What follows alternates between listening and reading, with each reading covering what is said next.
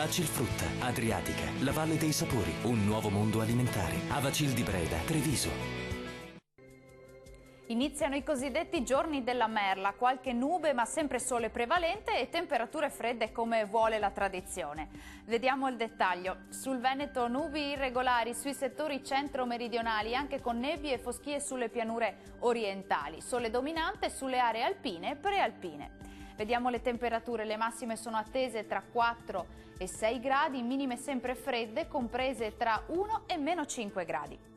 Spostiamoci a vedere che tempo farà sul Friuli Venezia Giulia. Anche qui avremo tempo stabile con sole prevalente, maggiore parziale nuvolosità sui settori centro-meridionali ma senza altre conseguenze. Temperature massime attese tra 5 e 6 gradi, minime fredde comprese tra 2 e meno 4 gradi. Concludiamo con uno sguardo alla situazione del Trentino Alto Adige, alta pressione dominante con tanto sole ovunque salvo poche nubi sparse.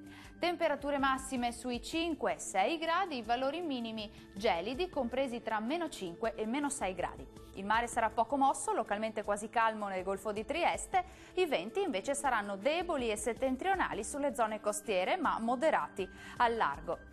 Per oggi è tutto, grazie per la vostra attenzione e arrivederci a domani.